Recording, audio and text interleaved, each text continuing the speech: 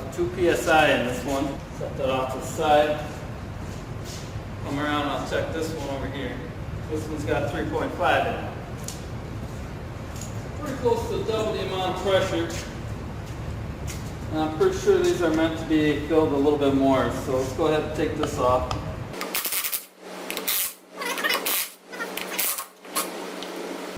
So what we're going to do is fill it up with some air, and I guess we could soapy water it, and if that's not good enough, then we'll dunk take it to figure out where exactly it's losing its air from and make sure that it can hold air hopefully as well as the other side. Alright, so I'm going to hook up to the airline. I'm going to put 15 psi in, which is 75% of the max. This one's 20 psi max also.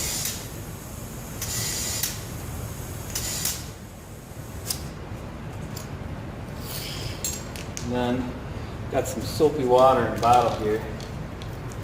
Start with going around the bead where it meets the rim. You can see that this area is particularly rusty. What I'm looking for, bubbles.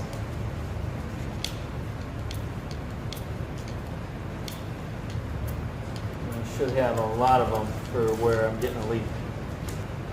A little bit, that's probably from the active spraying it out of there.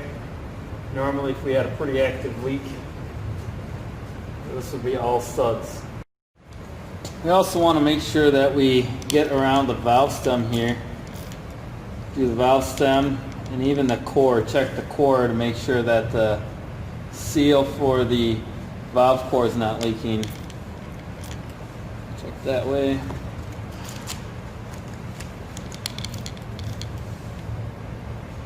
The valve looks good. Flip over, we'll check this side.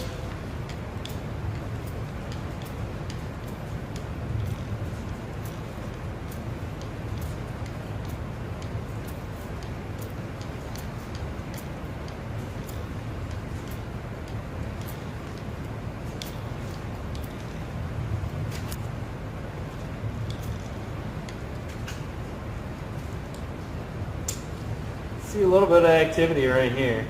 Not a lot, but there's bubbles rising.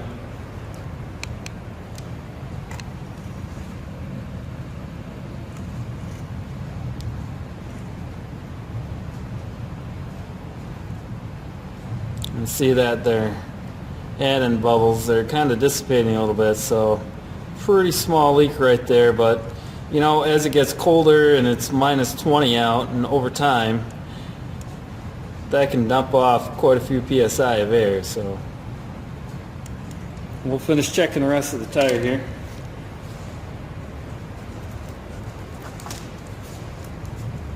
We don't got any punctures in it. Usually that doesn't seem to be the case with snowblower tires. This side was looking, there is some like weather cracking happening here. Which is why I sprayed down the whole sidewall, but I didn't see any bubbles coming from it, so it might be okay yet. So yeah, so what we'll do now is we'll dry off the tire, and we will put some bead sealer around there just to help seal that up and ensure it makes it through the winter with more air in it. Then that way the owner doesn't have to fill it as frequently. So stand that up to dry. And we'll move on to the rest of the machine here, addressing the rest of the issues. Okay, so when I seal the beads on tires like these, you know, I've got all the air drained out of it, but it's still kind of stuck on the bead. And to me that's good indication, and the rim isn't that bad that I really want to take it all the way off and wire brush it. So I'm going to just kind of peel the bead back a little bit and get the sealer in there the best I can on the outer edge of the bead, and then I'm going to reinflate it to pretty close to the maximum tire pressure while the bead sealer dries. Now I'm putting it on fairly liberally because I don't want to have to come back, do it again. because I put it on too thin the first time. I'm just kind of put some pressure on it to open it up so I can get the bead sealer in there as far as it'll allow.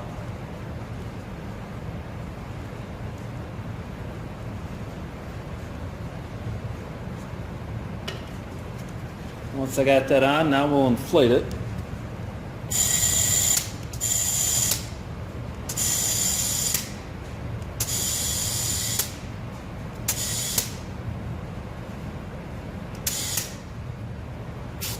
Just below 20, and then we let it dry. Alright, so let's see if we can get the scraper blade loose so that we can adjust it or replace it. I'm gonna come around and spray each one of these with some penetrant to maybe that will help.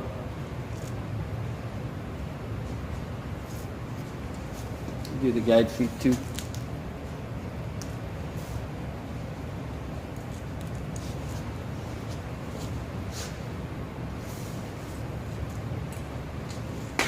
Of course, probably need to let it sit for a long while, but I don't think I'm going to wait for it, so I'm going to see if I can warm them up.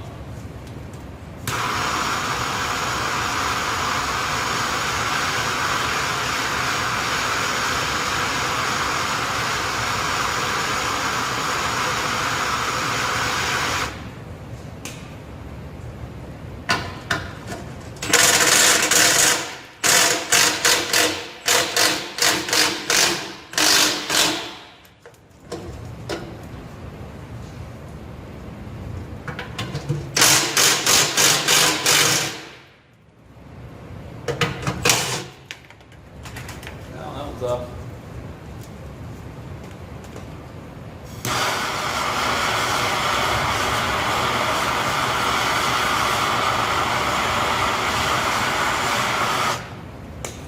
Or if I got lucky on that one, or if it was going to break on retightening.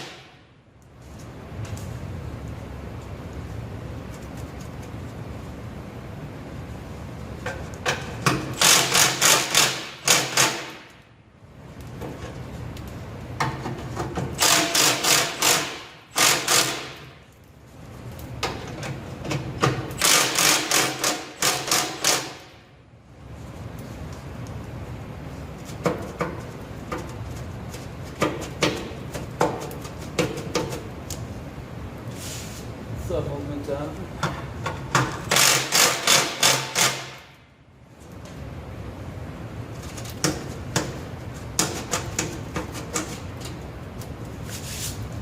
I'll be able to get that one adjusted. Well, we got at least one to replace here.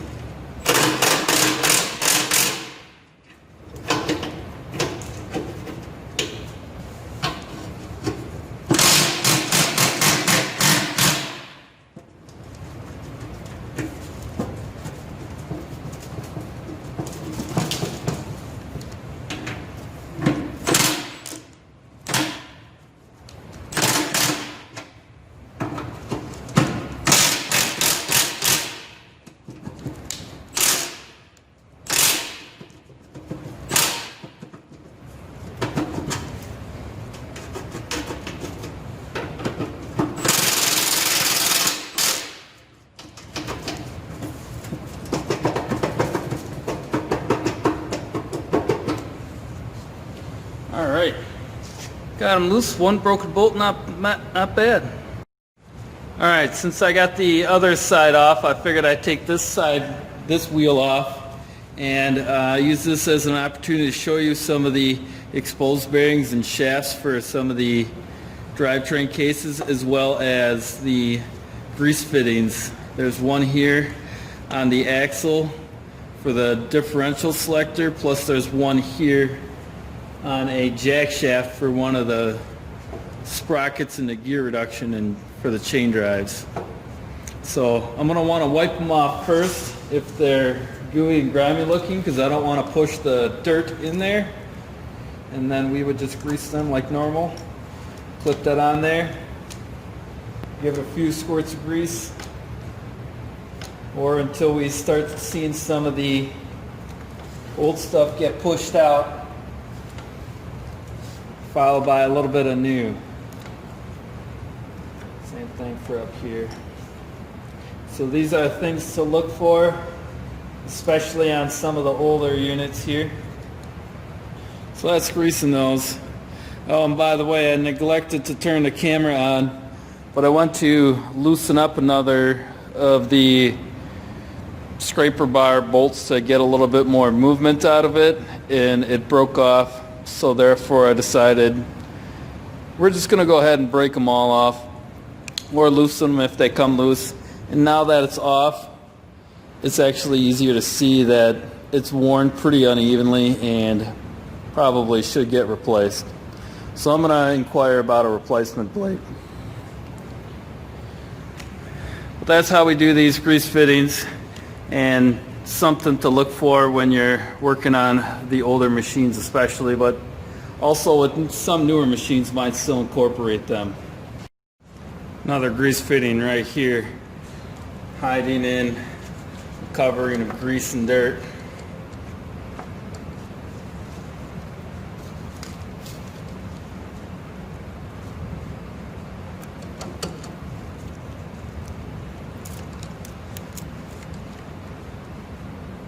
See the old stuff coming out right there, maybe, followed by some new stuff. And we can roll everything around slowly, and we'll come back and wipe off the excess so it doesn't get flung all over our drive disc. Alright, so now that we have grease fittings greased, it's time to lubricate everything else. We'll go ahead and cover up the drive disc to help reduce my amount of cleanup that I gotta do. And this time I'm gonna use some chain lube on the chain. So that works also.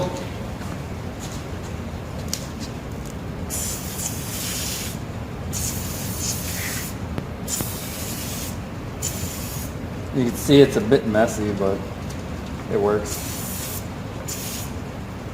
And then I'm just going to slowly roll this around.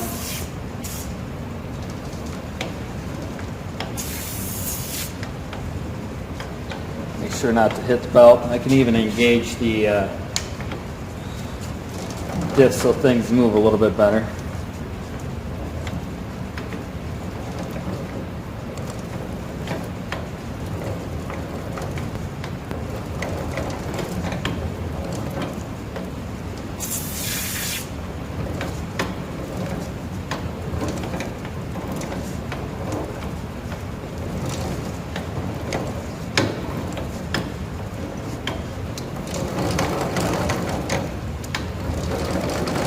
Alright, so we got that rolled around and lubed. Alright, so now that we got the chains and sprockets lubricated, we need to take a look at our jack shafts and the hex shaft here. The hex shaft looks like it's pretty dry, so I'm just going to check it. Seems to move pretty freely, so I think I'm going to leave the hex shaft alone. But there is another shaft up top here and another one down here for the sprocket, which you probably can't really see from your view. But if I shine a light, you can see there's a shaft right here. That's clearly wet with lubrication. And then there's another one underneath here that's also been lubricated before, so I'm going to go ahead and lubricate those again, as well as any pivots like here and here and here and here and up here. I'm going to go ahead and lubricate those with some white lithium.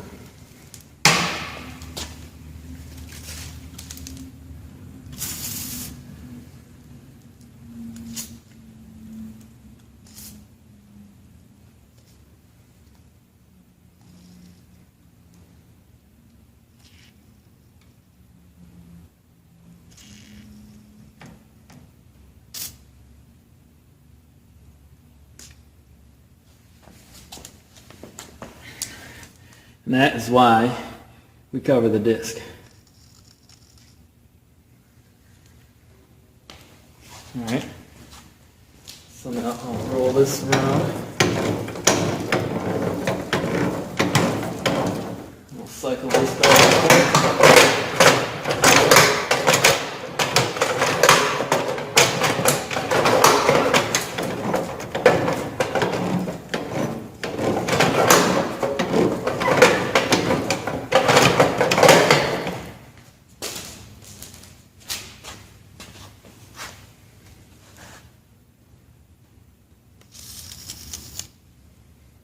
That side.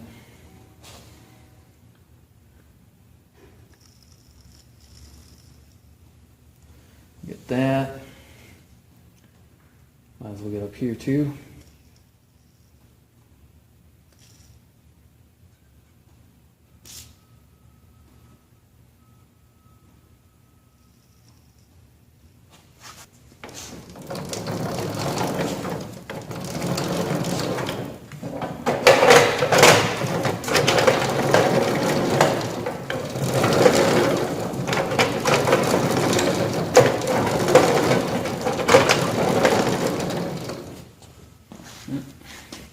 One more here.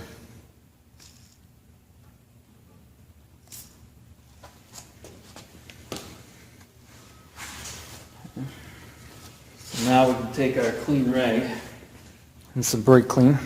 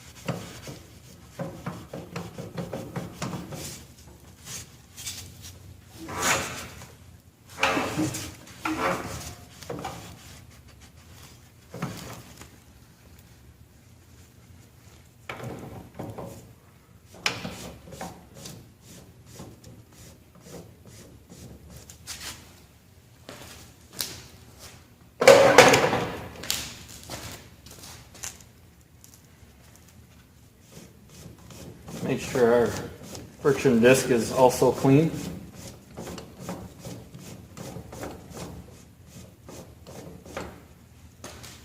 Okay, see we got something off of it. And now we'd be ready to put our drivetrain plate back on. Put the wheels back on, we can set it down on the ground, continue on with the rest of the job.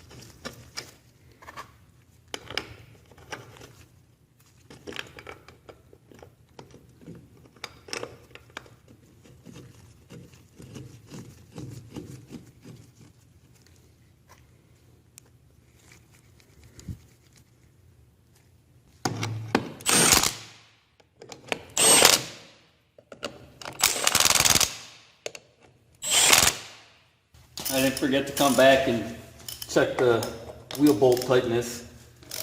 Only snugged them up on with the impact. You can see they were hardly even hand tight, so I'll come through and finish tightening them where I got a little bit better feel. And even now I'm just giving them a snug, not over tight to the point where I'm going to damage anything, but tight enough that I know that they are secure and not going to come loose.